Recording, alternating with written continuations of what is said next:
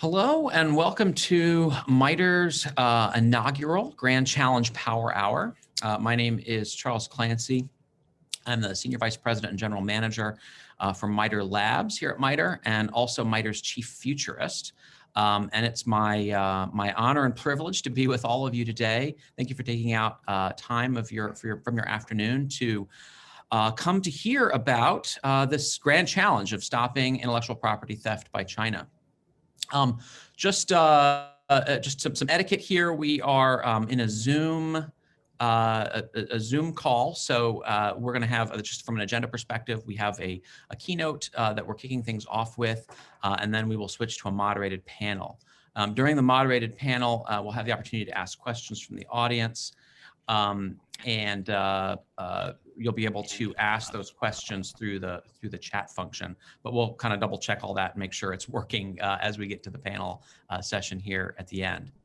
Again, so feel free to turn off your video if you're not speaking, to save everyone's bandwidth. And I think we'll get underway here momentarily. So I would like to introduce our keynote speaker, Senator Angus King of Maine. Senator King is on the Armed Services and Intelligence Committees, in addition to some other committee assignments as well. But most notably, Senator King has served as the co-chair of the Cyberspace Solarium Commission for the past couple years, as that commission has put together a whole series of recommendations around sort of opportunities to address challenges in cyberspace. The commission published its findings, I guess, about 10 months ago, and those have been trickling into legislation as it all kind of gets moved into execution. But today he's joining us to talk generally about the commission and its findings and activities, but specifically how it intersects with the challenge today of addressing intellectual property theft from sort of cyber means. So with that, we're going to go ahead and get started with the keynote. Well, I'm delighted to be able to join its friends and family, if you will, on this conference with regard to intellectual property theft and the larger question of cyber and cyber attacks on the United States. I'm Angus King. I was the co-chair, or am the co-chair, of the National Cyber Solarium Commission, which was created by the National Defense Authorization Act in 2019. It was a very unusual commission in terms of its structure. We had 4 members of Congress, sitting members of Congress, 4 members from the executive, and then 6 members from the private sector. We met over 30 times during the course of a year and a half and published our final report back in March of 2020. In fact, the rollout of our report on March 11th, 2020 was pretty much the last large public gathering in Washington before everything got shut down for the pandemic. Since that time, we've been working to implement a lot of the provisions that are in the report, and particularly our recommendations. We had over 50 recommendations, many of which involved the necessity of legislation. So over the spring and summer and through the fall, we worked with the Armed Services Committees of the House and the Senate, as well as the many other committees that have jurisdiction over some part of cyber, to get, in the end, I think we got either 25 or 26 of our amendments into the National Defense Bill, which was signed at the end of December. So that's a pretty good batting average, and we were determined that our commission was not going to be something that, our report was not going to be something that sat on a shelf somewhere, but we want to put it into action. Our mission basically was to work on the development of an overall strategy for how to defend this country in cyberspace. It was based upon the reality that we haven't been doing a very good job, and that we're vulnerable and that we continue to be vulnerable. In case anybody wonders about that, then I refer you to the SolarWinds hack that just showed up at the end of the year, affecting many of the elements of the United States government. So our mission was to try to develop a coherent and comprehensive strategy. And without going into great detail. You don't want me to. The report is a pretty long one, but I would commend the report to you. It's very well written, very detailed. And I talked to an expert on foreign policy this morning who said he thought it was one of the best reports of this kind of a commission that he's seen in 33 years in public service. So take a look at it. Solarium.gov is the place to find it. And the summary, there's an 18-page summary as well as the full report. We're still at work, by the way. There are a number of our recommendations that have not been implemented. And so we're sort of on a dual track now, working with the new administration in the execution of the provisions that were in the National Defense Act, but also working with the Congress on next steps and pieces that weren't enacted in 2020 that we think are important, indeed crucial, to executing this strategy.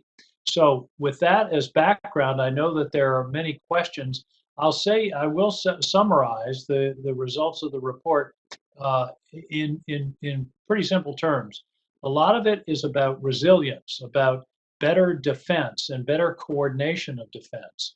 A lot of it is about restructuring, how to coordinate and structure the response capacity of the federal government so that it's not quite as, I guess I would say, diversified. That's a mild term for disorganized in terms of the responsiveness of the federal government. And then the final piece is developing a strategy of deterrence, that defense is not enough, that our adversaries in cyberspace have to understand that if they attack us, if they come after us, once we attribute the attack to them, they will pay a cost. The phrase is imposition of cost, which has not been the case in any consistent way in prior cyber practice of the United States government. So I could go on and on. Obviously, it's been an incredibly intense process with a really outstanding commission. We've gotten some important results already, and I'm sure we're going to talk about some of those in the questions to come. So Charles, over to you. Thank you, Senator. And it's my pleasure to again, thank you and welcome you to this event.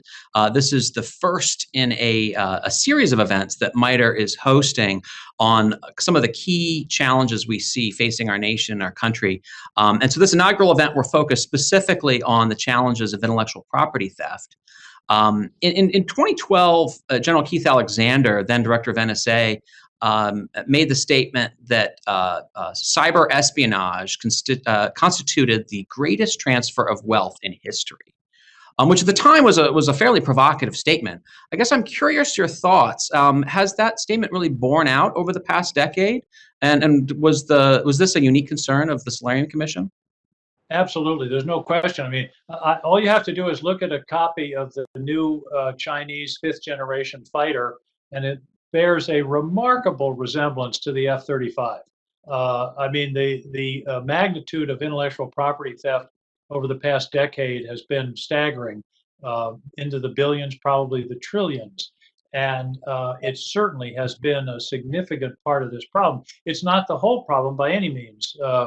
As we know, we have everything from disinformation campaigns, hacking of elections, the SolarWinds hack, which seems to be oriented more toward espionage rather than intellectual property theft. But yes, it's a major, major problem.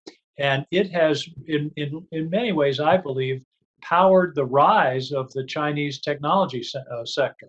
And this has been a part of their strategy.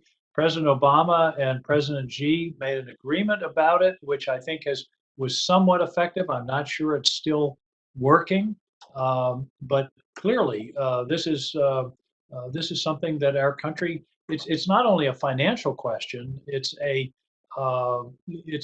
national security question in terms of the stealing of national security information and intellectual property that is very important to maintaining a qualitative edge for our national defense.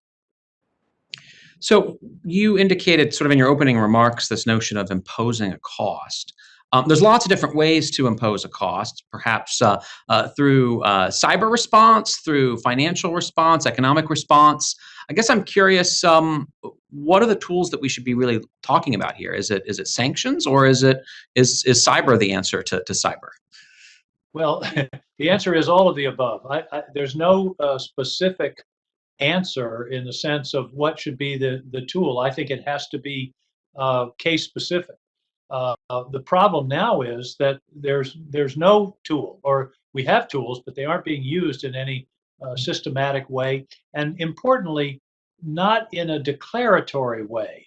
A deterrent is not a deterrent unless your adversary A, knows that you have the capacity, and B, that you have the will to use it. A secret deterrent it doesn't work. You all remember, everyone remembers the great scene in Dr. Strangelove where the president says, "But Dmitri, why did you keep the Doomsday Machine secret?" And Dmitri says, "Well, the premier likes surprises." But a deterrent to an attack is one that the adversary understands and knows that it is likely to occur. So I don't think I don't I think sanctions may be one of the first tools to be used. And by the way, that ties into one of our major recommendations, which is shaping behavior in cyberspace. And that means working with the international community. We propose, for example, the creation of an Assistant Secretary of State at the Department of State to work exclusively on cyber matters and development of international norms and standards for cyber, a kind of cyber Geneva Convention, if you will. Because then, if you have someone who breaks those norms, a country a nation state that breaks those norms, then the punishment is multilateral, not unilateral. What I like to say is, if somebody's being sanctioned, I want them to not be able to go to Monte Carlo or London, as well as New York or Miami. And the international multilateral sanctions can be much more effective than simply the sanctions of our country. So sanctions are clearly one of the tools. Some kind of cyber response is one of the tools. There's a whole range, and I think I don't want to say what the tools are. I just want the adversary to worry about it. I want somebody in the Kremlin to say at a meeting, "I don't know, boss, if we come after this 2024 presidential election in the United States, we're going to get whacked. It's going to cost us something. Maybe we shouldn't do it." And right now, that calculation isn't made. In fact, you mentioned General Alexander. I asked him a specific question at a hearing of the Armed Services Committee. I said, "Is there a calculus being made by our adversaries of the cost that would be imposed upon them if they attack us in cyberspace?" His answer was unequivocal, short, and clear. The answer was no. And that's what we're trying to change. So another interesting sort of lens on this is the law enforcement aspect. When we're talking about theft of intellectual property, we're talking more about cyber crime, perhaps, even if perpetrated by state actors, than we are, say, cyber warfare or cyber espionage. So are there legal remedies we should be pursuing too? For example, the Chinese own intellectual property law has been maturing significantly as they've been developing more of their own IP and seek to protect it. Should we be targeting that as an avenue for response as well? Well, isn't it interesting that they're finally realizing that intellectual property has some value to them as well as the rest of the world? I think that's a positive development. But yeah, I mean, now you're getting into, I think this area needs to be divided into several different categories.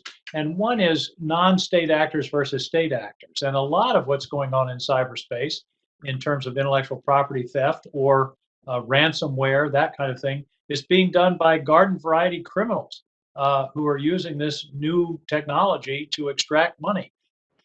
So there has to be a law enforcement aspect of it, and again, that ties back into the sanctions.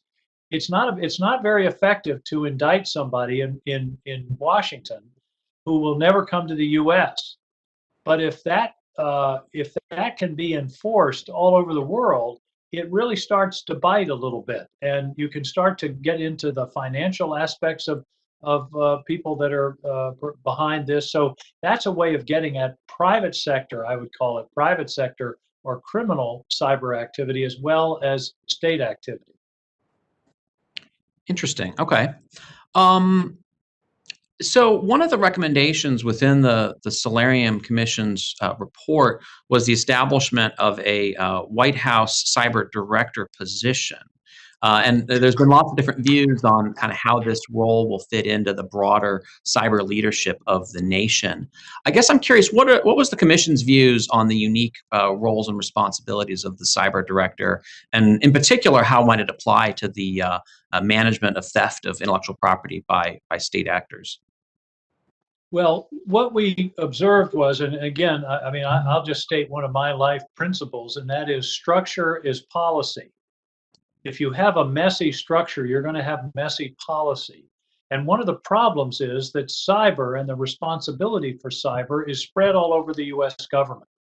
Department of Homeland Security, Department of Defense, CIA, NSA, uh, you know, TSA, believe it or not. I mean, it's all over the place. And I'm not criticizing any of those agencies. We have excellent silos, but they're still silos. So the principle of establishing a national cyber director was to bring some coherence and coordination to this overall structure of the US government, but also to act as an interface with the private sector. That's a very important part of this whole question. 85% of the target space in cyber is in the private sector. This isn't like armies fighting armies. A lot of the war, a lot of the attacks, I shouldn't use the word war, but a lot of the attacks are either are or will be on the private sector. The greatest vulnerability is in areas like the electric grid, the financial system, the telecommunication system. So this national cyber director will have an important role not only in coordinating within the federal government, but also acting as the primary face of the government in cyber with regard to the private sector, working, of course, with agencies like CISA, which are so important. Now, there's also, thankfully, this administration is establishing an office within the National Security Council to deal with cyber. That's more on the operational side and on the policy development side. I think these two offices fit together quite well, but our recommendation, which was enacted in law in the defense bill that just passed, is the creation of a national cyber director appointed by the president in the executive office of the president, confirmed by the Senate. And one of the reasons we wanted to do this was to establish some permanency to this position. As you know, there was a cyber coordinator within the National Security Council going back 5 or 6 years. John Bolton, when he became a national security advisor, abolished it and spread those functions out into the National Security Agency. We don't want to be subject to the whims of an administration one way or another because we think this is such a critical role. And so that's why one of our, I think it was probably our most significant recommendation enacted this year was the creation of this new office, which is now being established in the executive office of President Biden. Yeah, I think we're all anxiously awaiting who the ultimate nominee is going to be. I think it certainly will set the tempo for our overall cyber strategy and policy and coordination response.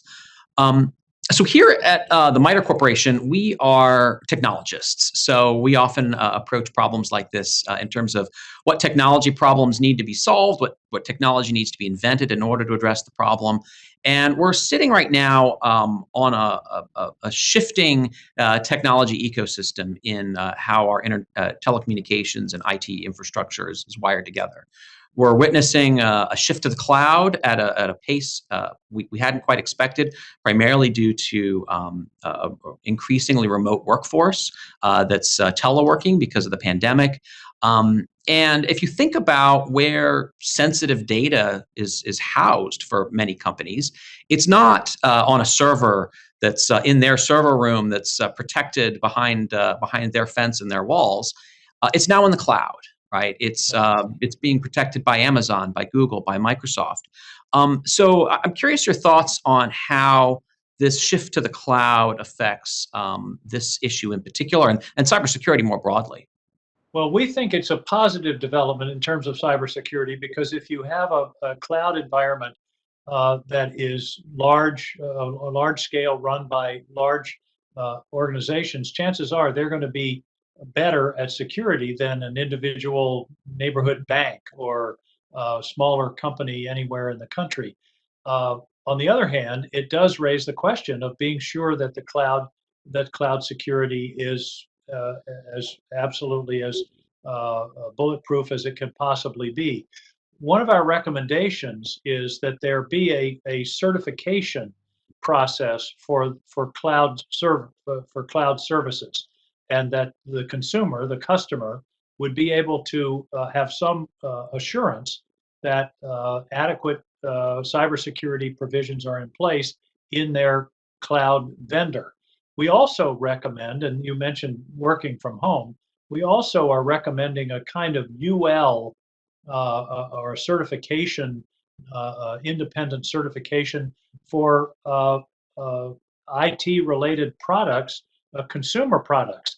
As we move into the Internet of Things, when your refrigerator talks to your microwave, which talks to your phone, which talks to your car, that raises a whole new level. I mean, whoever thought about the security of your home appliances? But that's going to be a whole new area of vulnerability into our privacy and into our intellectual property. So uh, I like the idea. One of the things we're proposed, as I say, is a kind of underwriter's lab or good housekeeping seal of approval or whatever you want to call it of consumer products, as well as a much more sophisticated level of certification of cloud services. I think it's a very important step.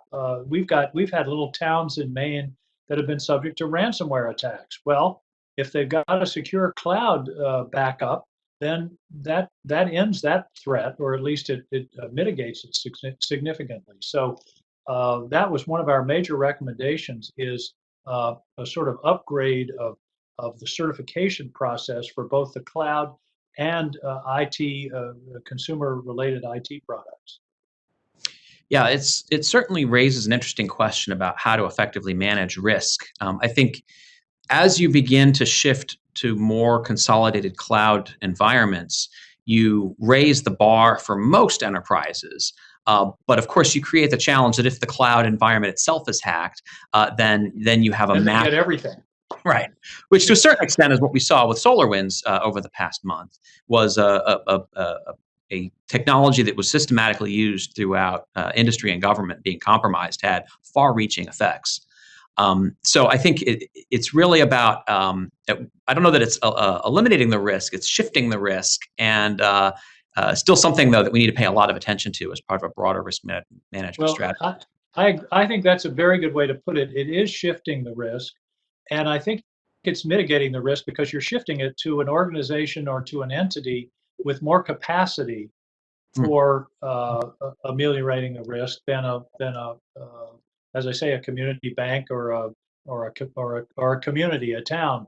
But it does raise the stakes that the cloud operator, if they're going to be the protector of all this data and information, we have to be sure that they're as secure as is absolutely possible. And that gets to a good point. And you talk about MITRE as being technologists. And by the way, I grew up in Northern Virginia. I remember, I think it was at Tyson's Corner, a big building with MITRE on the roof, along the side. I'm sure is the parent of the company that I'm talking to today. But uh, one of our conclusions, and this comes back to the idea of deterrence, is that we can never fully ensure the technology, that there are always going to be smart hackers, there are always going to be people who are able to take advantage. The way I put it is, we can never fully uh, patch our way out of this. And that's why part of the strategy has to be deterrence, because the best hack of all is the one that never occurs. And so that's why it all fits together. We have a concept in our report called layered cyber deterrence. And it starts with norms and standards in the international community.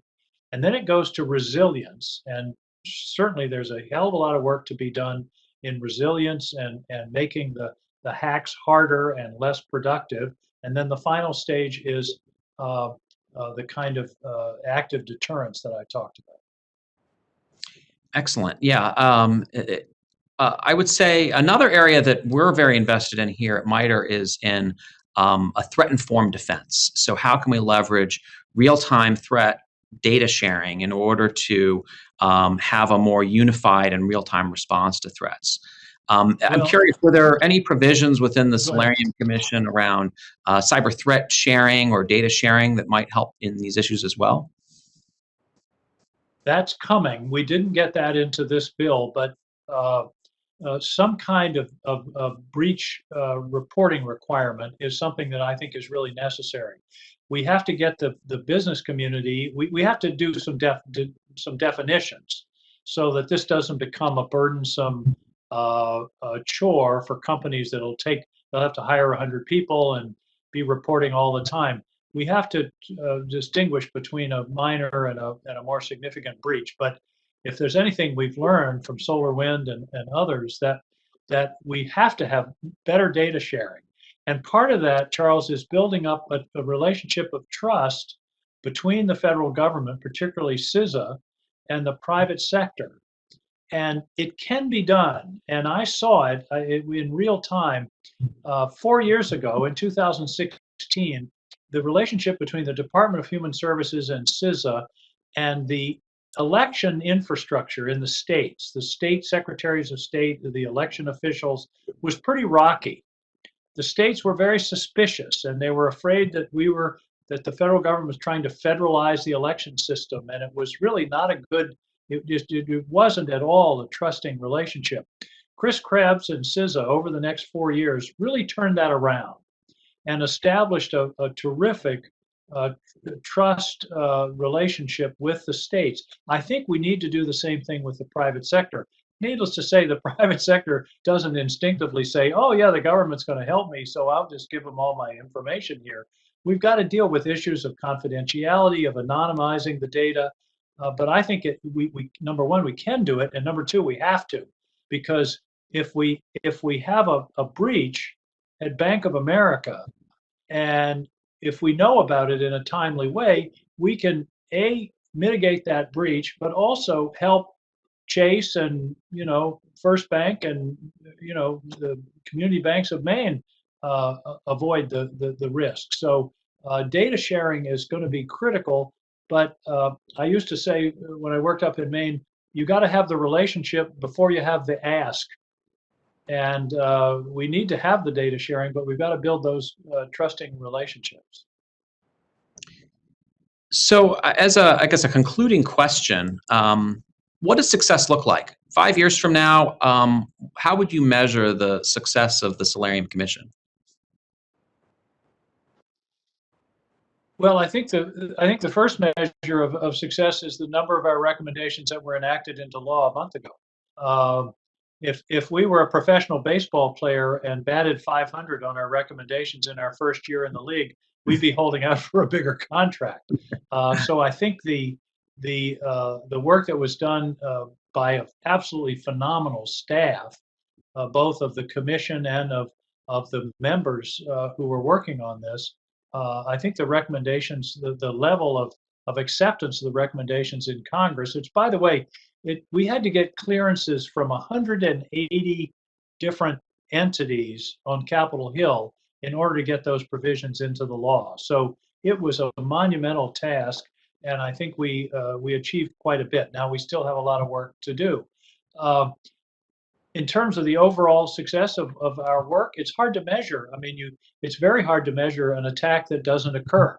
But hopefully we're going to see, and we are seeing, a significantly increased level of attention to this, realization how serious it is, buy-in by the private sector, buy-in by the Congress. The Biden administration is certainly taking a strong position. So I think it was a successful project, and I can tell you it was based on a lot of work by a lot of really good people, and we're still at it. As I say, the commission is still meeting a couple of times a month, and we're working on the next round of recommendations for Congress. Well, perhaps the best measure will be the criterion you laid out at the beginning of provoking the conversation in the Kremlin about whether or not to attack based on response that we might Right. undertake. So, all right. Well, thank you very much for spending your afternoon with us, and thank you for the great work of the commission. And look forward to continuing to see the results working their way through the the legal system. Well, Charles, thank you. And I do want to end with a request, and that is you've got an organization that's full of really skilled, experienced people. And to the extent you have ideas that MITRE can make suggestions to us, as I say, the commission is still in business. We're still functioning. If there are things we missed or things that we could give greater attention to, suggestions for policy changes, structural changes, by all means, pass them along. We're in the idea business up here, and so are you. So let's work together to defend the country. Thank you very much for the time. Thanks a lot. That takes us now to our second phase of our event. So as many may have noticed, our Senator King's remarks were recorded. He wasn't quite sure of his schedule this week. So to reduce one of the degrees of freedom in running an event such as this, we recorded his events earlier this week, his remarks earlier this week. But up next, we have an all live panel to actually dive into some of these issues in a little bit more detail. So I'd like to start by introducing our panel moderator, Rick Leggett. Rick is a visiting fellow here at the MITRE Corporation, and also previously served as the Deputy Director of the National Security Agency. He had, of course, a distinguished career there, to include time leading the NSA CSS National Threat Operations Center, which really was on the front lines of dealing with issues such as this. Rick, let me hand it over to you and have you get our panel underway. Thanks, Charles. I appreciate it. Welcome, everybody. Glad to see so many participants here. Hopefully, the panel is interesting and addresses your questions. I wanted to talk a little bit about IP theft before I introduce the panel members. And really, the only point I wanted to make is the difference between espionage via cyber means and IP theft via cyber. Espionage via cyber means is something that, as I used to say, is illegal in every country in the world, and every country in the world does it, basically. There are something like 130 or 140 state-sponsored espionage campaigns. That's per state. That's not the 60 that the Chinese have. That's actually, China counts as one. So it's done everywhere, and the reason people do it is, as you would guess, because it's easy, it's relatively risk-free, and it is something that it turns out there's a lot of information that's available online. IP theft is different. IP theft is when you are committing espionage and stealing stuff that has no government applications. It's not national defense. It's not political. It's not anything like that. It's commercial data that's used. And the way the Chinese do it is they steal the data, they give it to the company develops the product and uses it to compete in Chinese space, and then they compete with companies internationally. We've seen it time and again, and they've driven lots of companies out of business, and they've certainly harmed the American economy. And you heard Charles quoting my former boss, Keith Alexander, about the largest transfer of wealth in history, and I believe that's true. So we've got a panel today that's going to explore these issues. And the way we're going to do that is I'll introduce them. They'll each spend 5 minutes giving an initial talk, and then we'll ask them some questions, and then we'll open it up to you guys to ask questions. So if you can think of your questions, type them into the question box for Charles. He'll pass them to me. So Let's start by introducing the panelists. We've got Laura Randolph, who's the Senior Principal Engineer at MITRE. We've got Adam Hickey, who's the Deputy Assistant Attorney General at the Department of Defense. We've got Elsa Kanya, who's an adjunct senior fellow at the Center for New American Security. And we've got Marcus Sachs, who's the Deputy Director for Research at McCreary Institute in Auburn University. So with that, I'll turn it over to Laura to start speaking. Good afternoon. I'm Laura Randolph, and I wanted to talk about some of the efforts we have at MITRE. So as you've heard, China has a broad, diverse, and persistent campaign to target U.S. intellectual property through any means, whether it's cyber, malign human influence, supply chain, or just simply by exploiting our open society. So what we have done is we've embraced this as a key challenge to try to figure out new initiatives that we can launch to address this, as well as pivoting existing solutions to address this key challenge. And our intent is to share any of the solutions that we develop or lessons learned as broadly as possible with the government, industry, and academia. This is a very daunting problem. So we took this key challenge and divided it into 3 areas. And that's how we binned our different initiatives. The first area is how do we drive up the cost? So our goal here is to require the Chinese government to work harder and longer to achieve their objective. And we believe that this starts with really understanding the adversary behaviors. As Charles alluded to before, threat-informed defense. So how do we really understand the adversary behaviors? And we have taken many years to build up ATT&CK to enumerate the TTPs of adversaries based on cyber threat intelligence. And so when you have that basis, that foundation of understanding what the adversary does, you are better able to make sure that your defenses are commensurate with the TTPs of the adversary. So our work in this area is really focused on ATT&CK. Another area that we're focusing on is zero trust architectures. Really the network of tomorrow, which will be virtualized, software defined, perimeterless. And so we are looking into, does a zero trust architecture, which is built on the concept of least privileged, is that a better approach for protecting IP than current architectures today?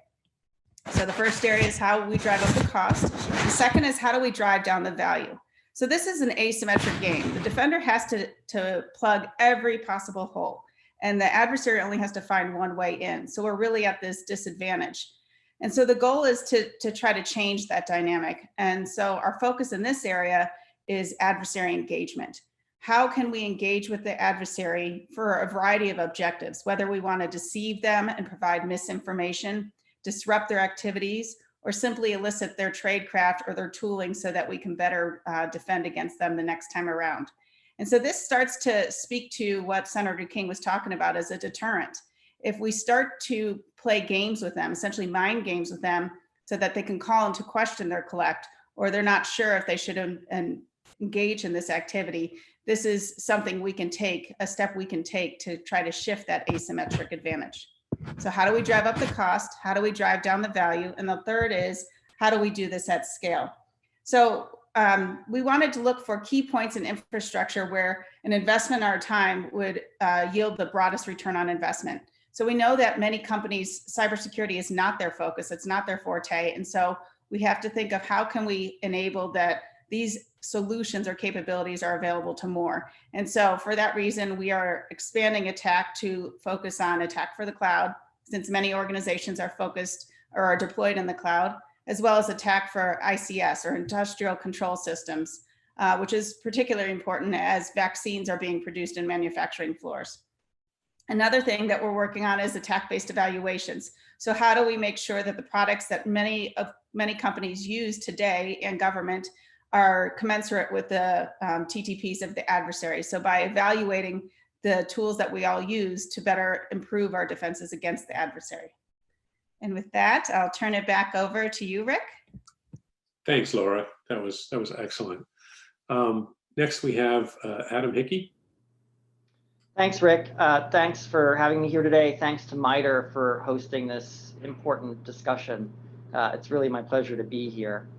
So I think one of the major movements we made as a Justice Department was to start holding nation states and individuals accountable for the kind of IP theft you've outlined, as distinguished from more conventional intelligence collection. And we did that by bringing criminal cases against state actors or their proxies, starting in 2014 with charges against 5 PLA members and continuing until the present.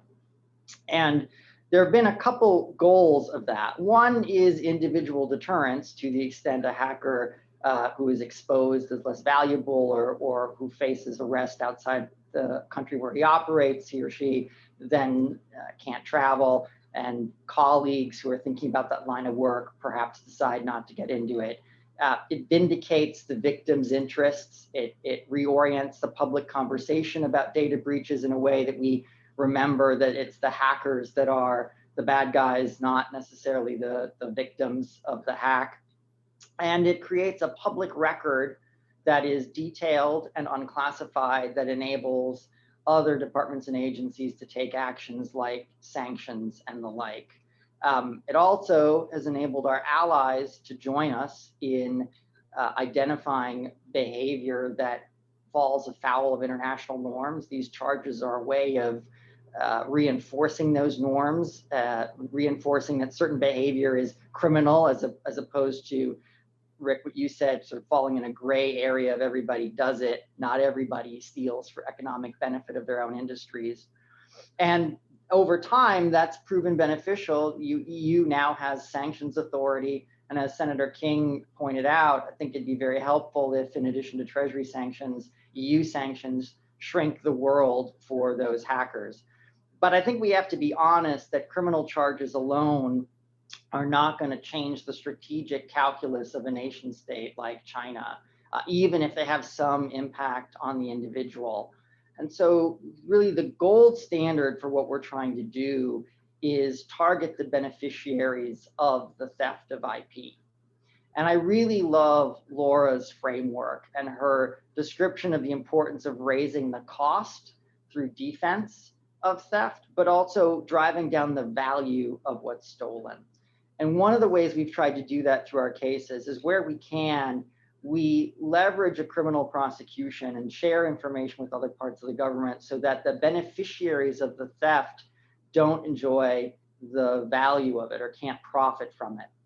In one case, for example, we are prosecuting a Taiwan semiconductor firm that lured employees from a US competitor or US firm, and with them IP that they stole from the US company, for the purpose of enabling a Chinese state-owned enterprise to start making a competing product.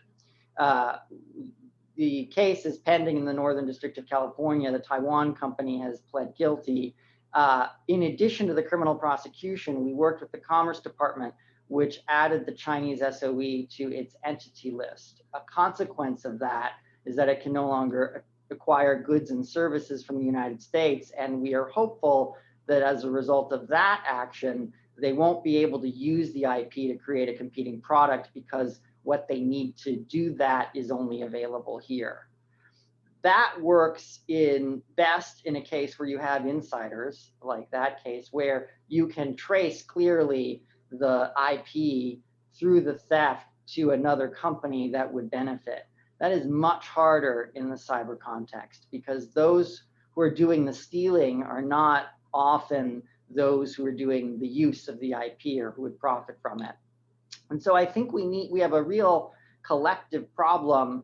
Partly it's a limit of our ability to investigate, right? We may be able to find who stole the IP, but it's another layer of complexity to find out what they did with it, where they sent it, how they transported it, and to trace it through to a product that competes with the American company.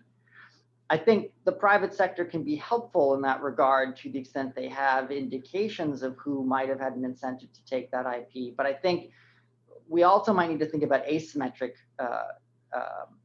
consequences, meaning that we might not be able to, at scale, hold every beneficiary accountable for every theft. I just don't think that's a solvable problem. We may need to think about this in a broader economic sense about holding industries or others accountable for thefts that we identify that pose strategic challenges.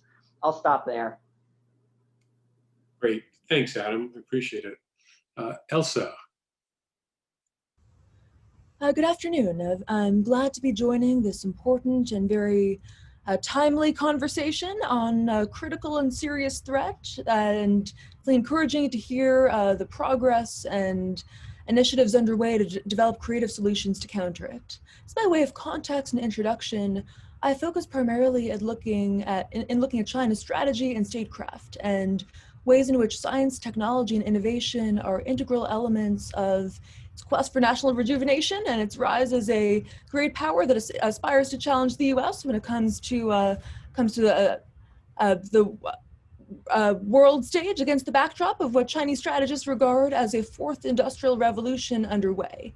So I think when we look at the targeting and the focus of these initiatives, we need to recognize the logic and often the predictability of some of these lines of effort as well. And I think we've seen patterns of behavior over time in terms of the strategic industries targeting, often lining up quite closely with Made in China 2025. And as we look ahead to the 14th five-year plan to be launched this coming year, we can expect to see inconsistent initiatives targeting, for instance, the biotech sector, as seen with efforts underway during the pandemic.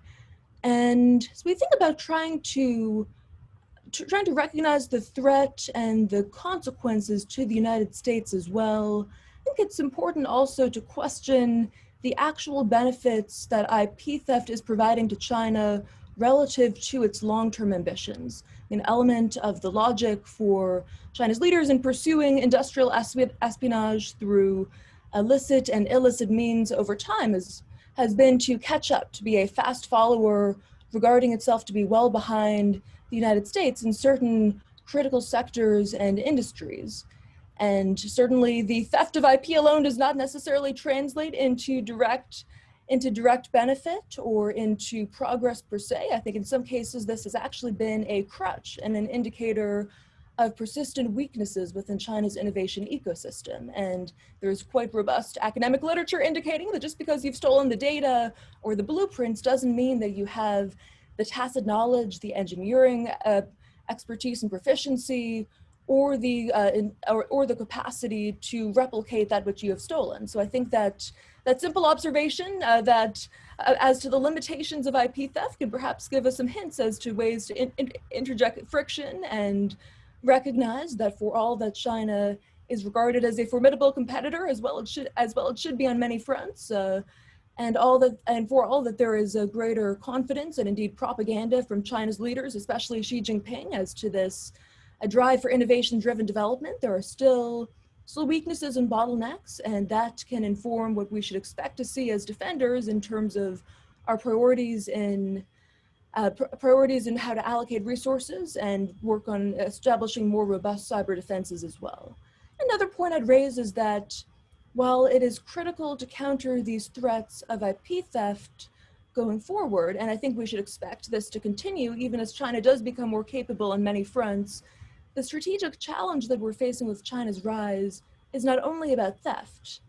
Jokes sometimes I'm old enough to remember when there was still a narrative or assumption that China can't innovate, and today there is quite ample evidence to the contrary. And indeed, Chinese companies, Chinese research is being recognized as world-class on some fronts, and increasingly there's a focus on trying to establish a position of leadership in critical strategic emerging industries, such as those prioritized under the 13th and 14th five-year plans. And whether we're talking about artificial intelligence, quantum computing, biotechnology, or fifth-generation telecommunications as well, of course, there are quite robust indicators that the challenge we have ahead is not simply stopping theft, but recognizing China's emergence as a credible competitor. And I think responses on that front will also demand we think about investment at home and how to sustain the strengths of the American innovation ecosystem, which requires that in attempts to enhance cybersecurity and promote research security on multiple fronts,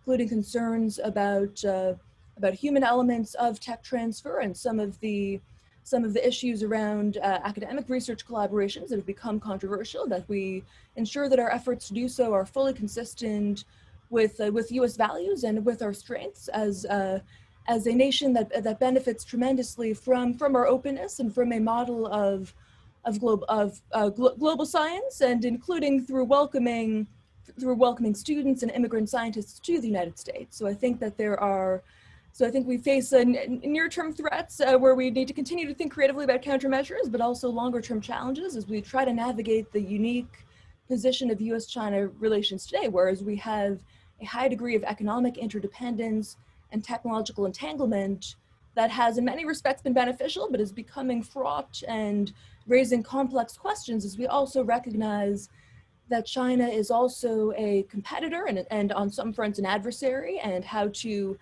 balance those dynamics without a drive towards decoupling that is inchoate and sometimes could be damaging to our own innovation capacities will be a question that occupies many of us for years and perhaps decades to come.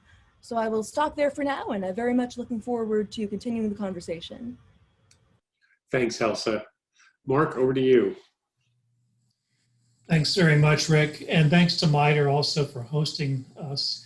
I've been around this unfortunate situation for a number of decades, as many of you know, who met me in the past. I was in the DoD and the Army back in the 90s, was part of a joint task force that the DoD put together, mostly to counter Russian intrusions into our networks.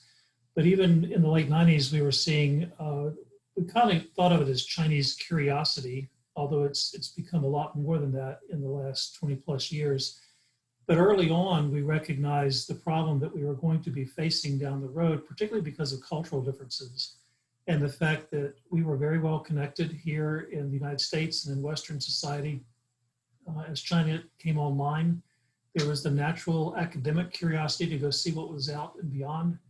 And I can recall many meetings with colleagues and friends at universities that were very frustrated by the amount of intellectual property that was leaking from the universities. And it's an awkward conversation because in the academic world, you do want to have openness, you want to have collaboration, you want to have sharing of ideas, publications. If you look at a lot of the computer-centric, cyber-centric types of papers that are out, probably more than half of them are co-authored by Chinese researchers.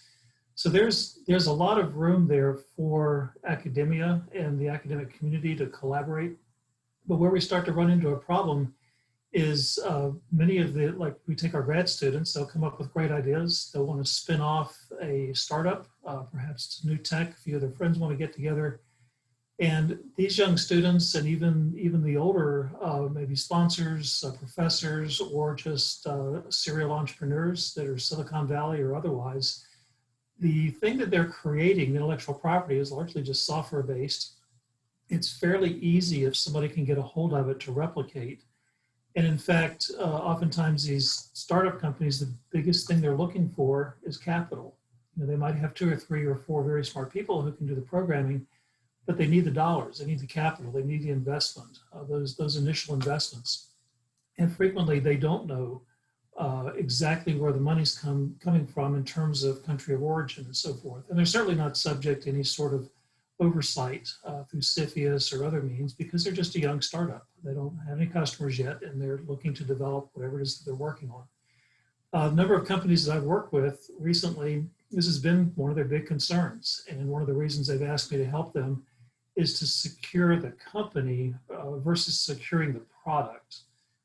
Many times we talk about software security in the sense of building security into the product, which is extremely important, but building security into the company is another piece that we're starting to show interest in, and largely because they want to protect themselves from foreign espionage and foreign IP theft.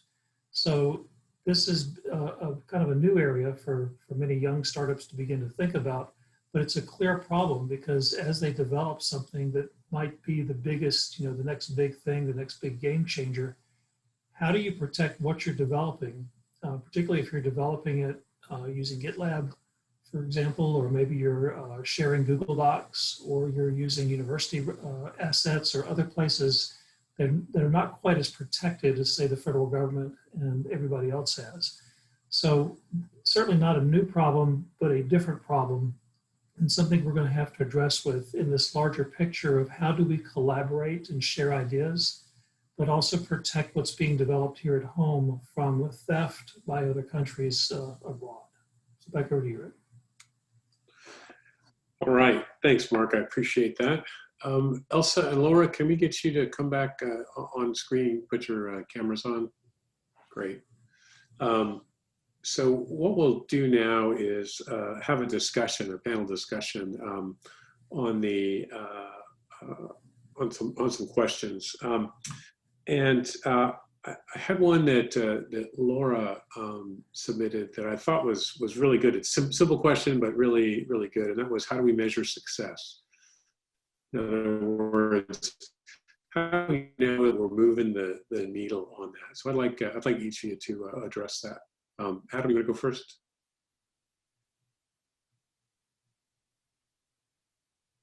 So I think Elsa does raise an interesting question that we need to answer a bit before we can know that, which is, how big of a problem is this? And as I tried to point out in my remarks, it's slippery, because the F-35 fighter is one good example, but it can often be very challenging to point to the product that's competing against the American product.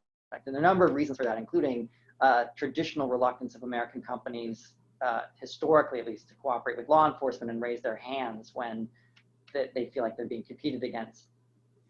I think the simplest answer is a change of behavior, and either by the Chinese government or a lack of success because we built our defenses in a way that mitigates this, and then we just don't have the level of IP theft. I think sophistication, I think cybersecurity over the last 10 years has become more of a common topic. It is less an IT issue. It's now a boardroom issue. I think companies have gotten better, but it's really hard to measure, how much IP theft is happening every year. And I know General Alexander's quote is a famous one, but I've seen a lot of studies that struggle to quantify how much IP theft, both nation state sponsored and criminal, exists. So, from a policy perspective, answering that question is extremely difficult, but it also seems like it would drive the policy space a lot if you knew what moves the needle. The other point I'll make, something I agree with Elsa on, is it's not just IP. I mean, I do think that trade secret theft is important, but the economic advantages here come from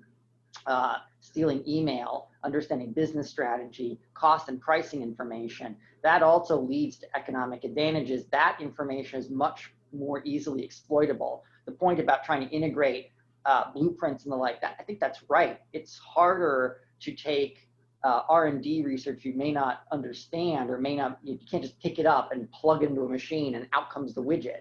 So we should be thinking more generally about the theft of information for economic advantage, and some of that information is not necessarily going to be technical information or trade secrets. It's going to be the CEO's emails. Mm-hmm. Yep. Okay. Mark, you want to take a stab at that? Yeah, measuring success is hard, and Adam's hitting on something very important there, and that is if you're in negotiations and your position is already known by who you're negotiating with, it makes it very hard to negotiate.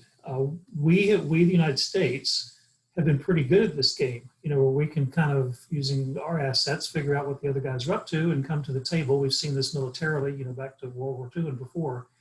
Some very famous cases, dealing with the Japanese early on in World War II, where we sort of knew what they were up to before we would go negotiate with them. Well, those tables have turned now, and our business adversaries often know what we're up to before we go to the negotiating table.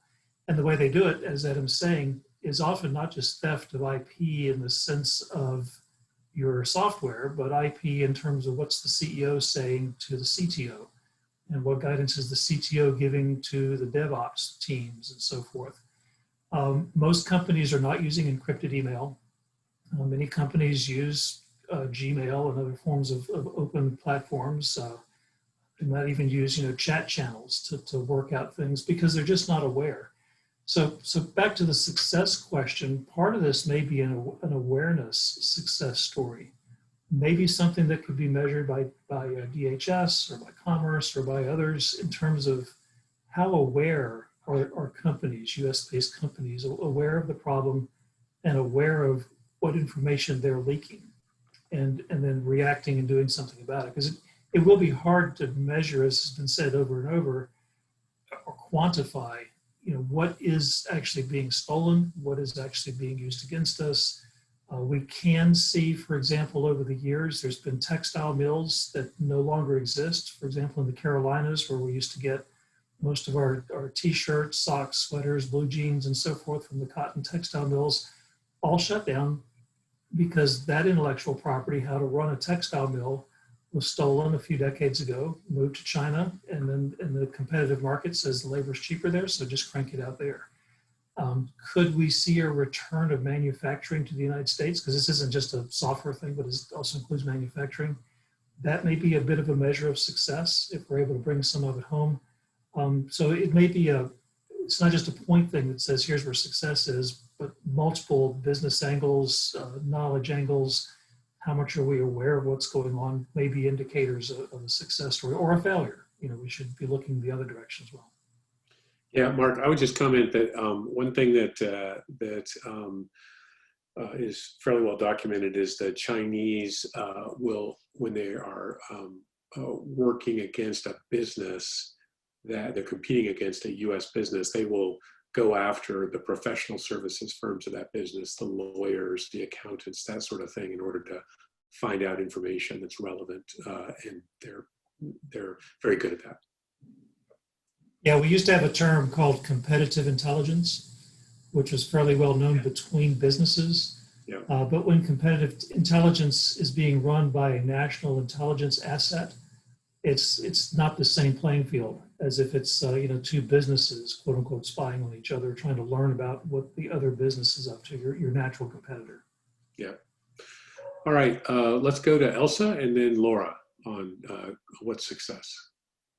Let's see, I guess in response, I would ask two questions. First, have we mitigated the vulnerabilities and done all that we can control within our own system to stop these efforts from being so easy and change the conditions such that these techniques are harder? And certainly that speaks to what Laura had mentioned about how do we enhance defenses? How do we also not just address technical weaknesses, but policy weaknesses where prior to some of the recent reforms and improved oversight over investments and acquisitions, it's quite easy for tech to be transferred or IP to be acquired through legal means, even when the sensitivity of those transactions was perhaps not fully appreciated. And so I think that there are the illicit dimensions that can be countered and prevented to the extent possible, but there also are questions of policy as to how do we start to change the systemic features of our economy that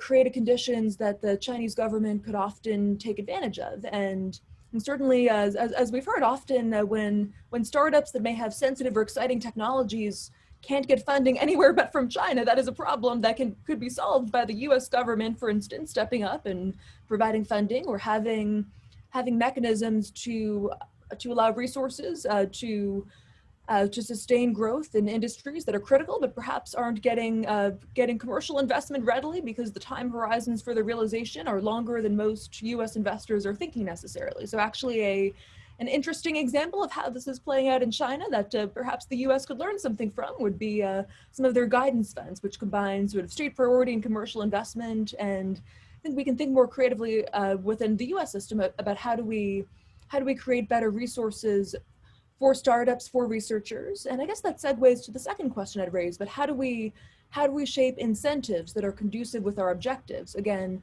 when startups are taking investment from China, or when university researchers are taking funding from China, from the Chinese government in particular, often that is because it's a viable, available option. And I think providing appealing alternatives in terms of robust students, immigrant scientists who come here to want to stay here and be welcomed within our universities, within our innovation ecosystems is really critical. So I think ultimately, I think American policymakers can recognize that we can control we have more control over our choices than even when we can't necessarily shape Beijing's behavior to the extent we may hope. And I think certainly important to impose costs and try to deter and raise the consequences for IP theft and otherwise. But I think some of the best measures we can take right now start at home.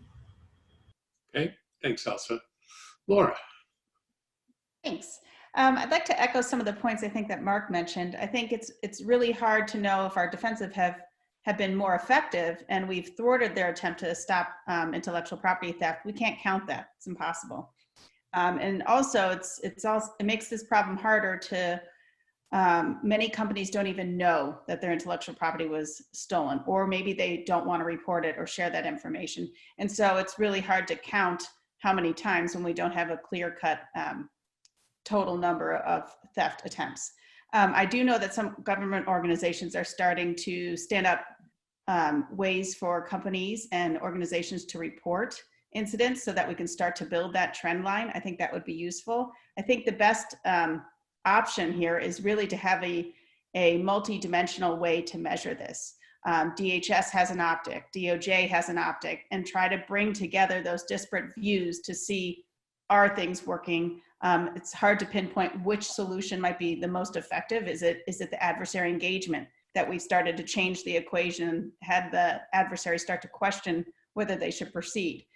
So it's hard to pinpoint what's most effective, but at least if we pull together data from disparate sources, we can start to see the trend. Is it going up? Is it going down? Great, thanks, Laura. Appreciate that. All right, time for another question, and I think I'll go to Elsa first on this. Elsa, what in the Chinese system, law, policy, ethos, practice, makes cyber theft possible? And within those things, what makes it okay? What makes it okay for them to do that in their view? I guess I'll say first that I try to avoid overgeneralizing about China's system or the cultures. And certainly if you're talking about the culture in a Chinese startup relative to the culture in the Chinese military, those are entirely different environments. And I think speaking about the political economy of China and the priorities set by Chinese leaders, it's quite explicit that China today is aiming for national rejuvenation and trying to overcome its prior weakness, to which its technological backwardness is often attributed as the root cause.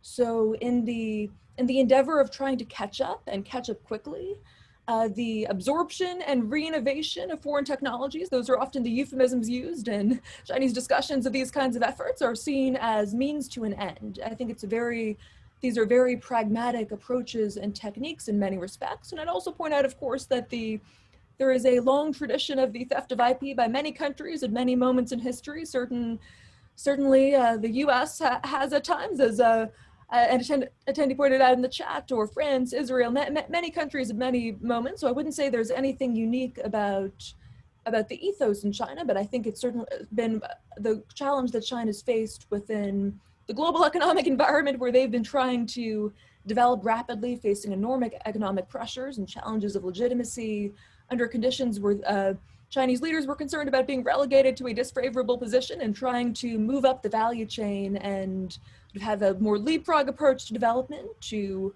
catch up. And now I think there's starting to be a turn towards thinking about not just original innovation, that is something of an oxymoron when it's so informed by leveraging foreign technologies, moving from that to more kind of truly radical or original source innovation that is generated within China. And that is it's been a difficult transition for China to make from a fast follower to a true leader in some of these fields. And certainly the state of play and progress is uneven across different industries or even within the same industry. But I think, there is at the very least starting to be a recognition of the value of IP and starting to be more laws and policies within China as there become incentives for Chinese companies to defend their own IP against each other and against other actors. So certainly I think this is a complex political economy we're talking about, and also one within which the rule of law is more of a rule by law.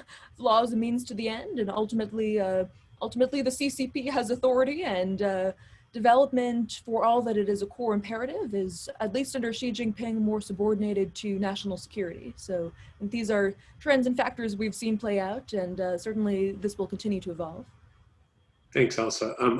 It was attributed to Xi. I don't know if he actually said it, but he reportedly said that part of the reason for China's actions, he was non-specific as to what those actions were, was he was making up for 100 years of history between the Opium Revolution and the rise of Chairman Mao in 1949. That the West had held their, words he used was foot on the throat of China for that 100 years, and so they were making up for lost time. Anyway, all right. How about Mark with the question when the Chinese system makes cyber IP theft possible? Back a number of years ago, we were in the DoD going through this, I hate China kind of thing, and they became the boogeyman. Russia was the boogeyman it still is, but China became the big boogeyman of a lot of our problems back particularly in the 2000s, maybe 05, 06 timeframe. And I recall meeting with some of my Australian friends who, of course, are physically close to China and probably have a bigger threat from Chinese theft there in Australia. And going to conferences down there and speaking about security matters and then being approached by Chinese attendees, regular delegates at conferences. And I was cautioned by my Australian friends, said, you Americans are probably, it's reasonable and rational to be afraid, but it's irrational to approach the problem the way you are. And said, you are forgetting about the cultural differences. That in the West, US, Europe, et cetera, the way we have defined what's ours and what isn't. We have patents and we have laws. You can take somebody to court if you feel that you've been infringed, and there's armies of lawyers that make lots of money over this. But in Eastern society, it's not quite the same. That said, it's very similar to what Americans found, or what Europeans found when they came to North America with the Native Americans that were here, where the culture was nobody really owns anything. Everything belongs to everybody equally. And the concept of putting boundaries around property are very different. I think that's one of the things we have to recognize is that we tend to think of China as having a very identical culture to what we have here, particularly in terms of protecting property. But it's not necessarily the same. The ideologies are different, politics are different. And of course, there are thousands of years of development. They are very different from our few hundred years of development here. And oftentimes I think we as Americans tend to lose that because we've had such a dominant position worldwide. That being said, in a competitive world now, globally competitive world where we are connected with fiber optic cables and just milliseconds apart from each other, we have to agree to some normative behavior. And whether that norm is an Eastern norm or a Western norm, and that's something that's probably up for debate.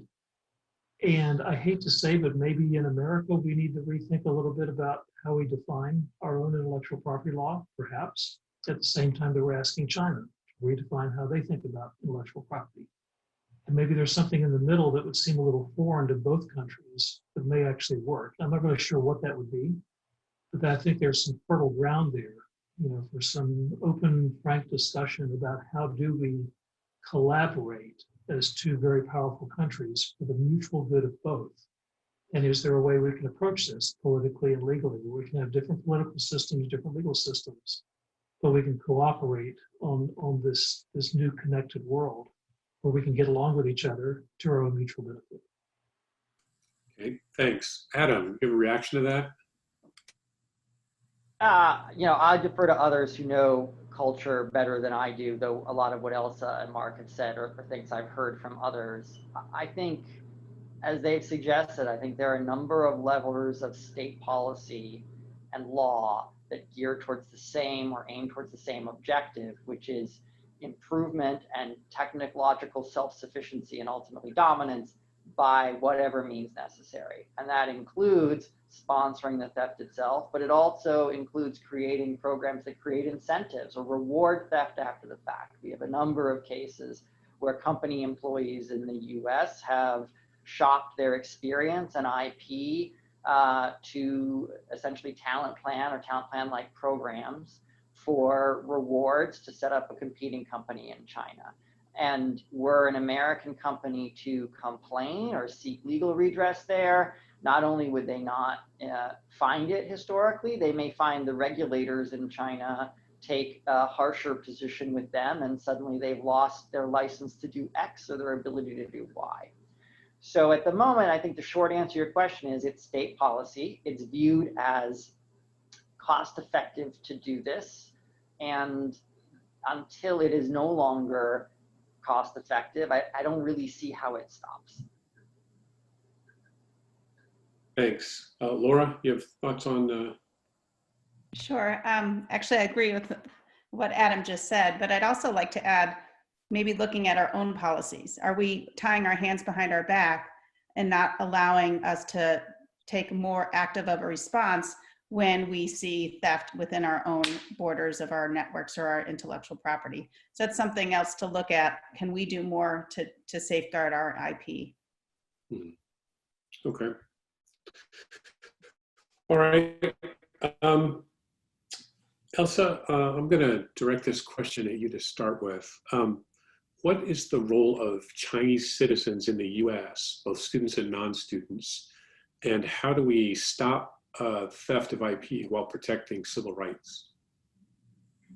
I think that's a really critical question, and one where, as I'd say, first and foremost, as I mentioned in my opening remarks, I think that when we're thinking about US-China competition in the long term, one of the unique and perhaps unparalleled strategic advantages that the United States can bring to bear is that we are a nation of immigrants, and that we have welcomed foreign students and immigrant researchers, the vast majority of whom in many of these critical sectors have decided to stay and contribute to build companies, to undertake cutting edge research within the United States. And I think if you look at the companies that have been developing vaccines to fight COVID, or any number of amazing entrepreneurial enterprises in this country, a common theme has been the strengths and the benefits we draw from that openness and capacity to be welcoming. And I think that even as there is fear about China, even as there is some hype and paranoia, not without reason, around these issues, it's important to really make sure that a commitment to civil rights and to making sure our policies align with our values on these fronts are really at the heart of these efforts. And to that end, I've been concerned at times to see statements by politicians or policymakers that seem to imply a generalized suspicion of Chinese students in American universities or Chinese-born researchers at companies or in academia, because I think any profiling or generalized suspicion is not only wrong, but also counter to US interests in targeting the actual threat. So there used to be this old, now dated notion of how Chinese intelligence operated, that of 1,000 grains of sand, that all of these people are being individually sort of tasked to pick up little pieces of the IP and bring it back. And that is a caricature, and that is also inaccurate. And thinking so broadly about the threat also distracts attention from the levers of Chinese government policy and the tactics, techniques, and procedures, as well as programs and mechanisms involved that through which IP is targeted and stolen, whether it is looking at talent plans that are not always, but in some cases linked to IP theft, given the incentives that sometimes arise in those programs, given different innovation zones and vehicles for investment with aims of acquisition, and given the efforts of particular entities like the Ministry of State Security or elements of the United Front Work Department of Community.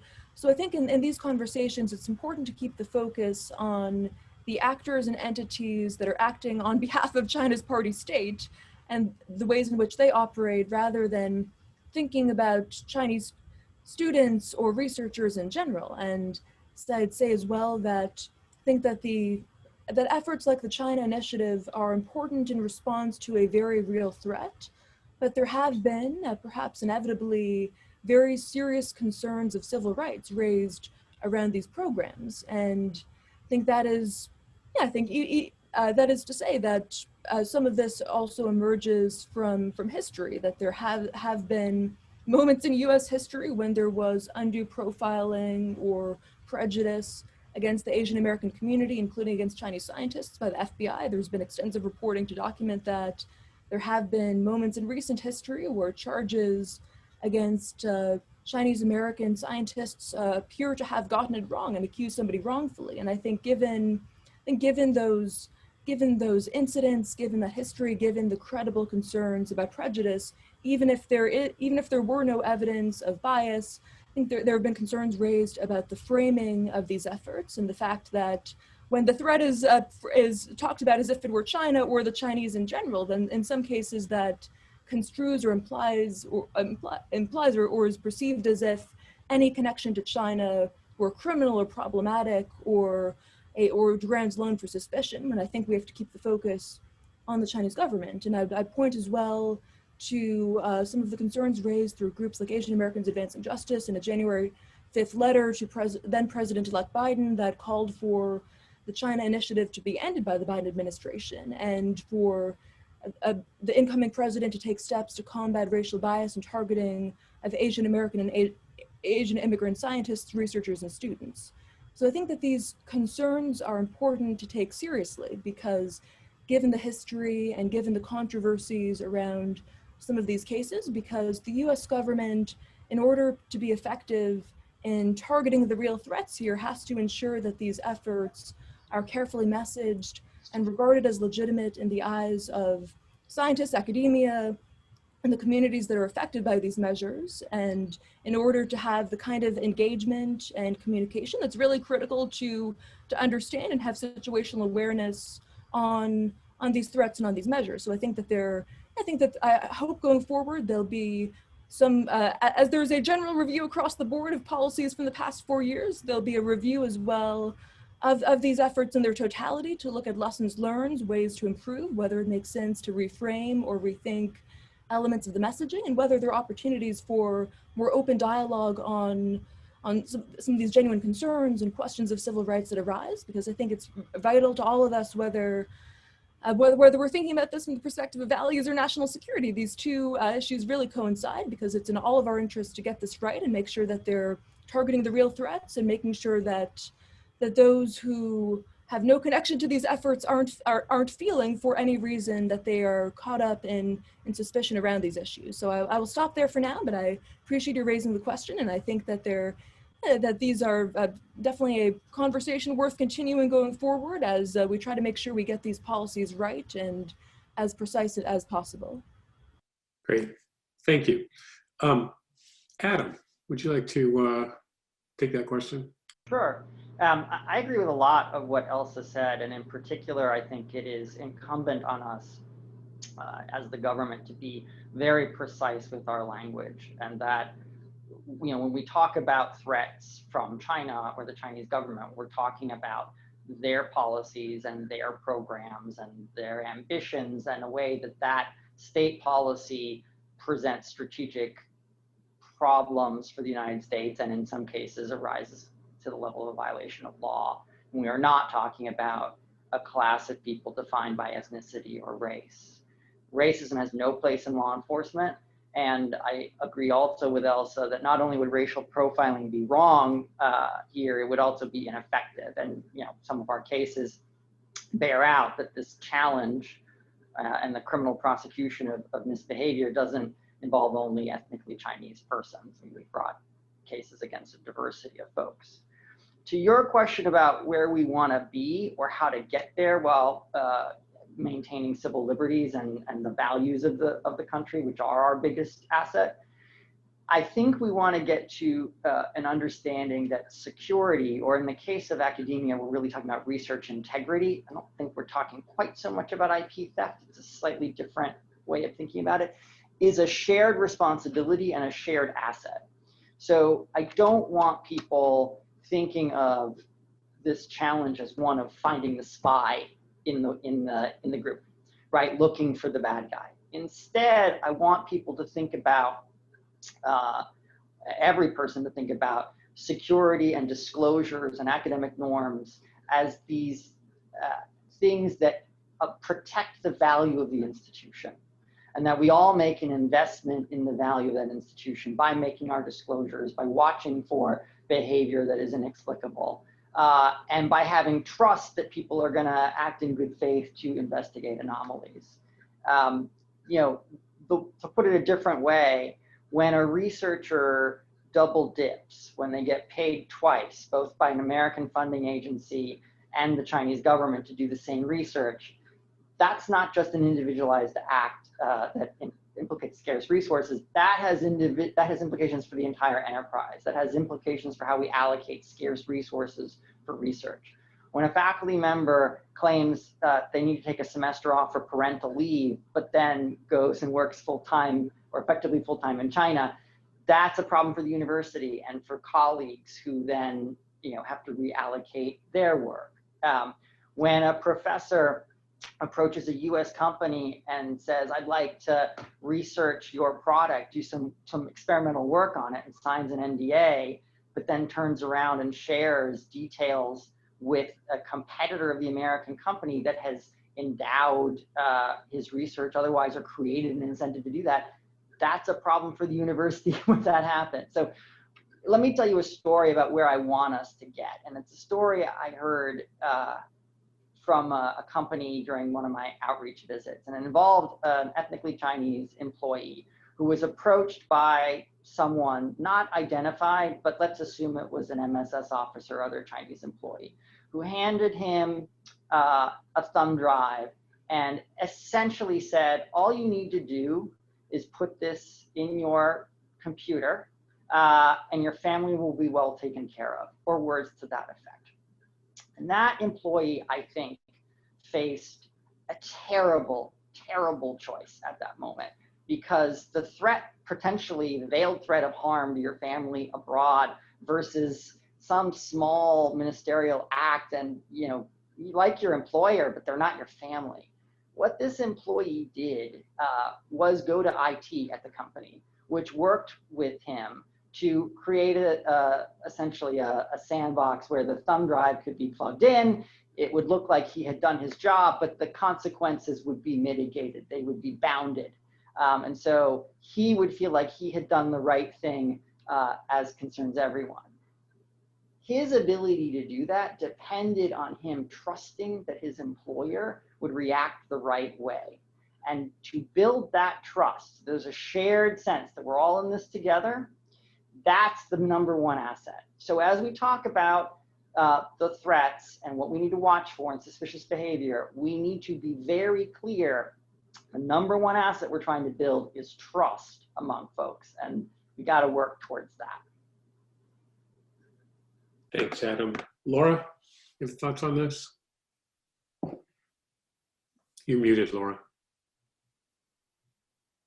I did not want to be the first person to do that, sorry.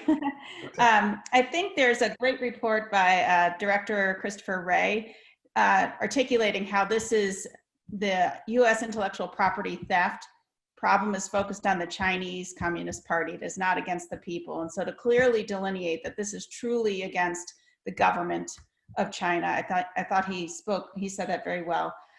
In terms of just the human side, I think, many of us at our companies and organizations have that training and awareness that we do on InfoSec and other things. I think expanding upon that to understand the signs of an insider, basically a malicious insider, so that you really have more facts around it, because it's about the behaviors of the individual trying to steal the intellectual property. It's not against a race or anything else. And so understanding that unexplained affluence all of a sudden, or that, like Adam said, that long semester off, those might be signs of things to be suspicious of. And so this could be part of InfoSec or insider threat awareness training, so that people are better equipped to understand the true signs of possible insider threat. Thanks, Laura. That was good. Mark, any thoughts?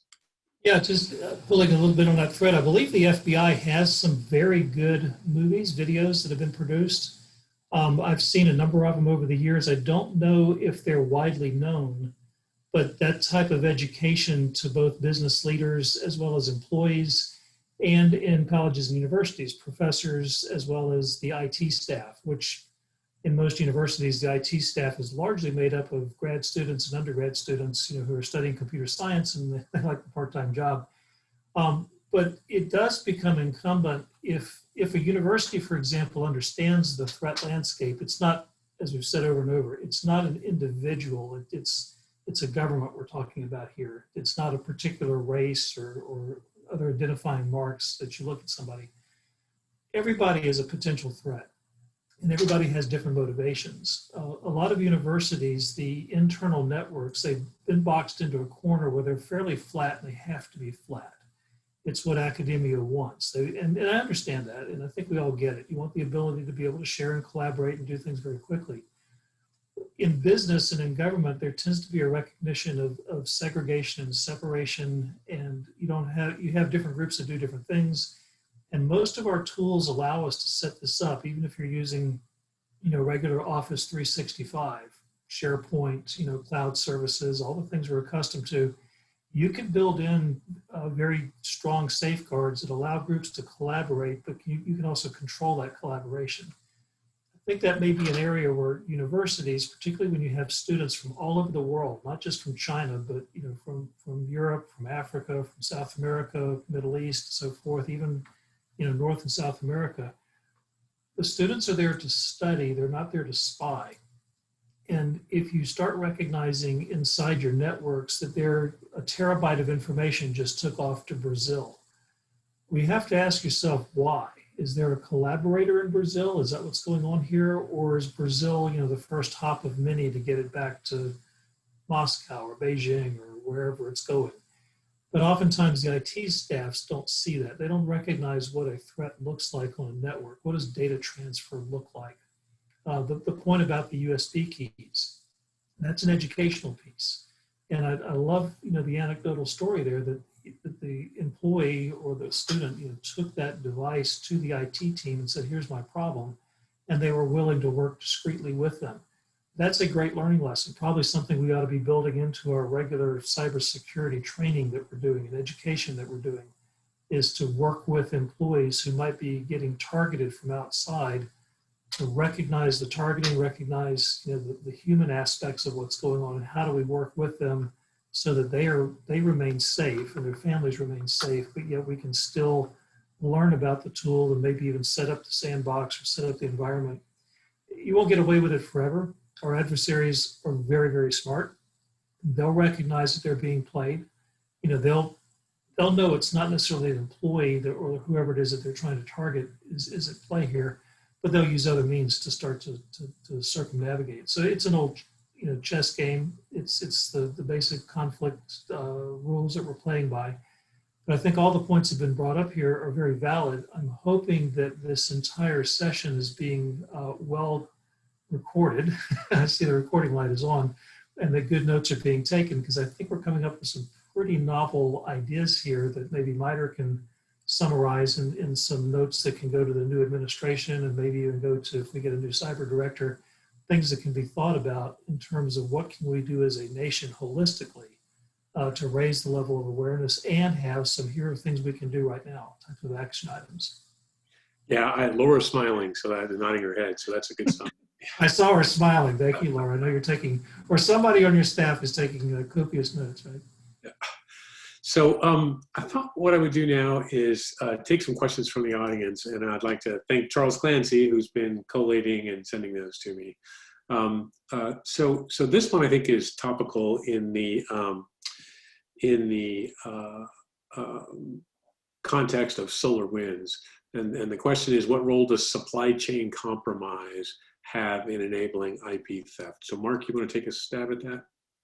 Right. So again, a very determined adversary, take the Chinese government or the Russian government or any others who have access to national assets and national capabilities, can launch a multi-year, theft mindset. That's if it's just business versus business, you don't have many years to do this. You've got weeks or months, and you certainly don't necessarily have the tools and whatnot. So a thing like SolarWinds, which could have taken years to develop, very clever. Is the objective, or was the objective, to be disruptive, or was the objective espionage, or were there other objectives we have yet to uncover? All valid questions, but we have so much to learn from SolarWinds. I'm just afraid, like many of us are, that what we're beginning to know about it is locked up in the classified world. Fair enough, there's investigations going on, but how quickly can we declassify some of this stuff to get it out to business owners and to asset owners, so that we can quickly learn from what's going on beyond the normal Pay attention to your patches and, vet all your vendors and things we've been saying forever. There was something novel here. And the quicker we can pass that novelty along, so we learn from it and begin maybe to have to change our way we do things, change our defenses. Because again, it could be a vector for IP theft. It could be a vector for disruptions. It could be a vector for other things. And I guarantee you, we know it was the Russians. The Chinese took great notice, and they've learned as well, through observation. Okay, this worked against the Americans. Perhaps there are other ways we can kind of twist this, turn it up to a version 2.0 and apply it to us again in a slightly different way, because so much of the supply chain comes through or via China. So they have a little more control than the Russians do over each of the links in the supply chain. Yeah, so I would make 2 points in this. One is that the Chinese are already doing this. If you look at the CloudHopper APT10 attack from 2 years ago now, they went after the MSPs. Why'd they do that? Because basically spies are lazy, and it was the center of the universe as far as they were concerned. Compromise the MSP, have access to all the MSP's clients. So that works well. And I forgot my second point. So Elsa, anything you want to add to this? Not in particular, just that I hope we'll see more action on this front. I defer to some of the excellent recommendations from the Cyberspace Solarium Commission and some of their efforts underway. So trying to be cautiously optimistic that we'll see concrete progress and also a broader recognition of sort of beyond supply chain security, questions of resilience and thinking about where do we need to think more creatively about industrial policies that are carefully targeted to rebuild the critical competencies we need to have at home or shared among allies and partners. So I think there's been a lot of great debate on these fronts, and I'll defer to others as to tangible measures to pursue going forward, except, I think hopefully this has been yet another wake-up call. All right, thanks. Laura? 2 points. One is, if you recall, how do we drive up the cost? How do we bring down the value? How do we scale? This is basically how they scale from their optic. Supply chain gives them such a better return on their investment as an adversary. And so to not take this as a serious lesson learned and see what we can change and do differently, I think would be a very bad thing. Secondly, I think we also need to think about what Charles and Senator King were talking about. As we take certain steps, we want to make sure that we don't shift the risk to places where it's going to be even greater for them. So like cloud service providers and things like that. If everybody moves to the cloud and all they have to focus on is attacking that infrastructure, then we lose a lot more. So we really have to kind of think about these big wins that they could have and how do we better respond to those moves that they may take. Yeah, great points, Laura, thanks. Adam.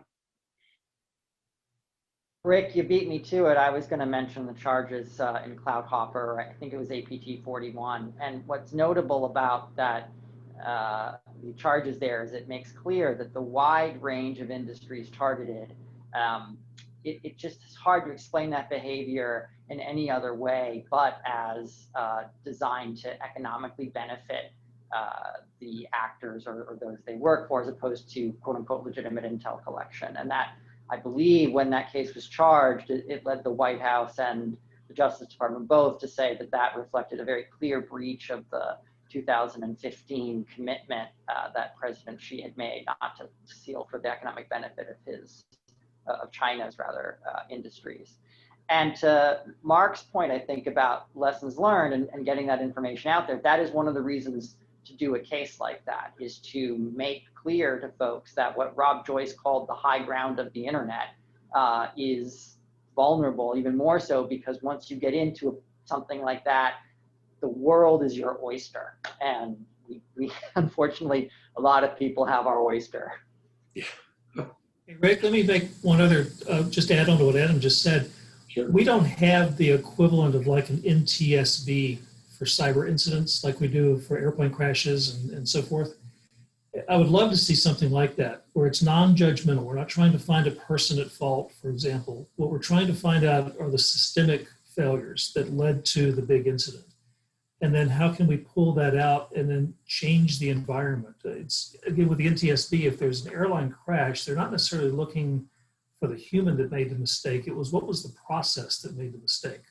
Is it a manufacturing process? Is it an educational process? Is it command and control? You know, is it something more physical, like length of runways, for example? That, you know, the SolarWinds thing would be a perfect, if we had such an NTSB for cyber, it'd be a perfect thing to look at and learn from and publish lessons that are not specific to individuals or corporations or governments, but we might unearth that there are actual problems with the way we've built the internet, with the way we've built patching, with the way we, you know, do software development, you know, big mega things that we could look at and say, okay, well, maybe that's an area we need to rethink, and will make theft that much harder and raise the cost. You know, as Laura was saying, how do we drive up the cost? Well, part of it might be lessons learned that where we can change the environment to make it more costly in the future to do these kind of things. Yeah, I would just offer 2 points. One on the topic you were just talking about, SolarWinds. How many people think that that's the only supply chain attack that there is in the ecosystem? Raise your hand if you do think that. And the other point on the cloud discussion is it reminds me of my favorite definition of the cloud, which is somebody else's computer. So the cloud doesn't solve any security problems; it just relocates security problems. Okay, so this question is about attribution, and there's some stuff we can say about that, some stuff we can't. But basically, the question is, how much confidence do we need to have on attribution to take counteractions against adversaries like China? And let's go with Laura first. Certainly. I think attribution is a very tricky thing to get right. And I think having a better basis for our attribution, so it's harder for the adversary to change their tooling, for instance, the tools that they use, vice an IP or a URL. And so we want to make sure that our attribution is based on harder facts to be able to point to a given actor. This is the tooling that they use. And that's why that adversary engagement that I mentioned under our second thrust area is really to try to get more or elicit more of those tools that they use, so that we have a better understanding of who's using those tools and what they're searching for. And so then we can better attribute, well, we have evidence in the past that we've seen them use this tool on this system. And so then we can make that attribution decision better. Okay, great. Thanks. Adam? So I think you want to think about this problem as more of a grid than an on-off switch. You can have different levels of confidence based on different information depending on what you're trying to do. So very quickly, you might get to very high confidence attribution based on classified information. And that might make you comfortable taking certain non-public actions like démarche to the foreign government, or even some actions in cyberspace. Over time, it may take a long time to get to the point where you have that level of confidence that allows the Justice Department to bring unclassified charges that include and potentially go to trial on unclassified evidence. And that's okay. I don't think we want to wait for beyond a reasonable doubt against a particular individual before we respond. We'll be waiting years before we have a response. But there's room for both. In other words, if you get your former employer or others to say, we've got high confidence, we don't know exactly where it came from, but we know X, Y, and Z, that can give policymakers enough to take certain steps. And if the world asks, well, what was really behind that? Or was that really justified? Maybe it'll be 18 months, but eventually maybe the Justice Department or some other entity we haven't created to do this makes a more public unclassified record that convinces like-minded allies. And then I think in the middle, we need to, if this is a little bit about credibility and whether our reaction is justified, then I really think we need validators in the form of the EU, European nations, like-minded nations to say, listen, we can't tell you what the Americans showed us, or we can't tell you what we see, but we think they got it right. it was, for example, North Korea that hacked Sony Pictures Entertainment or something like that, just so that we're not the only ones saying we know who did it. Yeah, those are good points. I've always thought that attribution had two phases. One is technical attribution, and the second phase is policy attribution.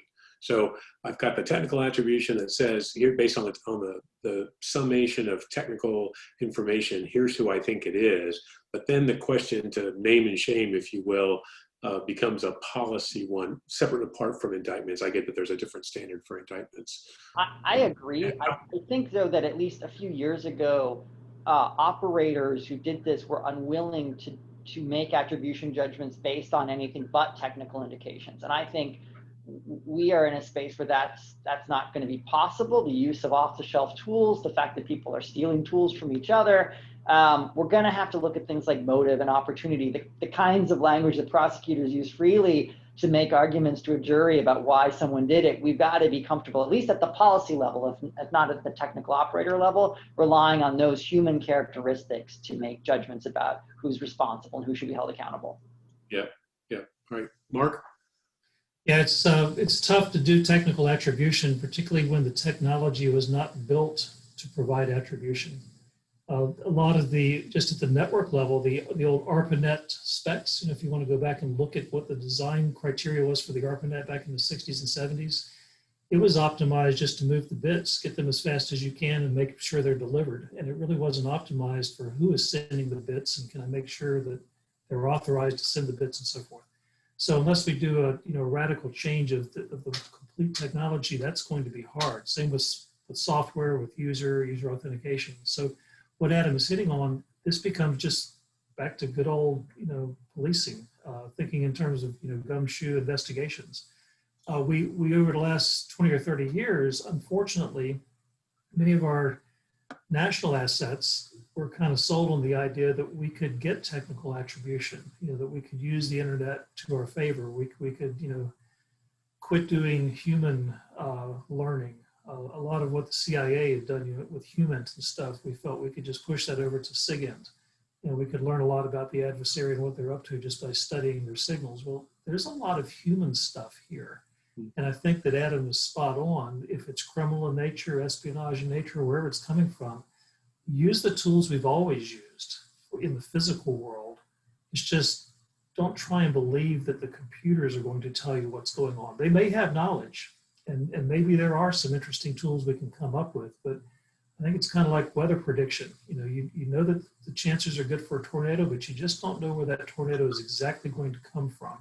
So why waste your time figuring out who caused the tornado? Let's start digging more into the stuff we can answer. So Adam, you're right on the money there, but that doesn't excuse us from still looking and trying to figure out some technical ways ahead. But let's don't think that the internet will tell us everything.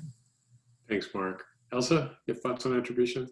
Absolutely. I'd concur in all of those great comments, and I'd add as well that it's been interesting to see the progression from attribution is impossible to, oh, now we've figured it out. It's relatively straightforward to, I think we're heading in the direction now of attribution becoming more challenging again.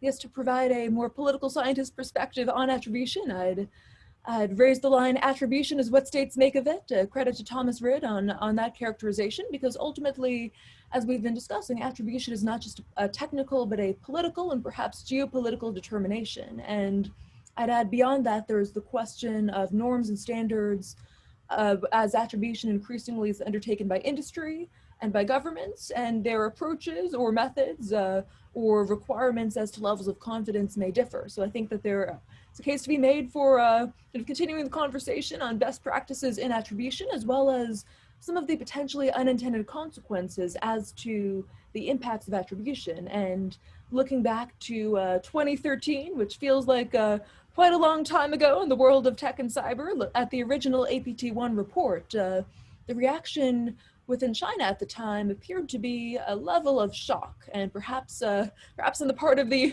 Unit 61398, a level of chagrin about having been caught and having their tactics and methods demonstrated to be so sloppy. And I would actually argue that this was a bit of a wake-up call for Chinese policymakers as to the fact that attribution was more and more feasible, and that their own forces and operators were not necessarily operating with the level of discretion they might have expected initially. And since then, we've seen attempts within China as well to build up their own attribution capabilities, including through the efforts of companies like Qihoo 360, that has claimed to attribute different US cyber actions, though not necessarily in a very credible manner to date. So I think it'll be interesting to watch how this continues to progress, as there are a growing number of actors that are capable of attempting attribution with their own approaches, and I think also reasons to expect more obfuscation as the typical practices of attribution become more standard, and that gives those seeking to confuse the process a list of things to spoof, a language, time zone, and so forth. So I think certainly expect more complexity on that front going forward, and I think could have a much longer conversation as to the utility of naming and shaming, and when that has provoked the results we're hoping, and when, for instance, we may have given a great impetus to China to professionalize their cyber forces and reorganize and reallocate responsibilities between the PLA Strategic Support Force stood up in late 2015 in Ministry of State Security, which has become much more active since. So I think definitely interesting to see how the dynamics of attribution and instances of it are starting to shape the threat environment in some respects as well. Great, thank you. And you're right about the geopolitical aspects of that. I was in service and in the White House when we were having the discussion about Sony Pictures Entertainment hack, and we knew who it was on day 2. And there was a long discussion about do we name and shame? Do we go public with that? You know the results, but it was an education in the process, the political process around that. So, all right, well, so we are at time. So I'd like to thank you all for your participation. It's been a great panel. I think you guys have done a great job. Thanks for being so forthcoming with your opinions and your thoughts, and thanks for being so credible and excellent in the things that you said. And with that, I'll turn it back over to Charles. Excellent, Rick. Thank you so much. Thank you to Senator King, Rick, and all of our panelists for such a great discussion today.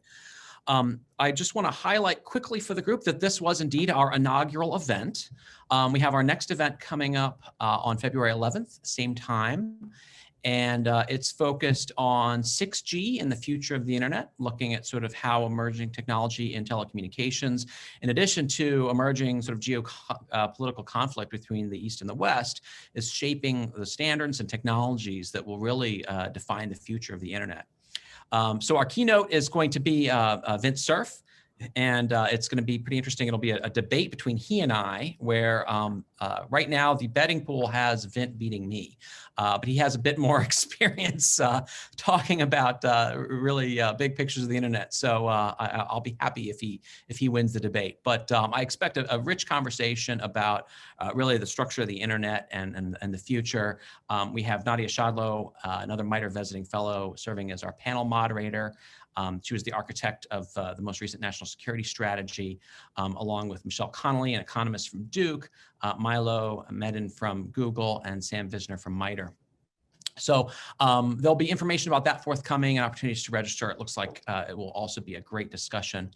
So again, thank you all for joining, and thank you to our panelists and our speakers. And I look forward to seeing everyone again in a few weeks. Thank you.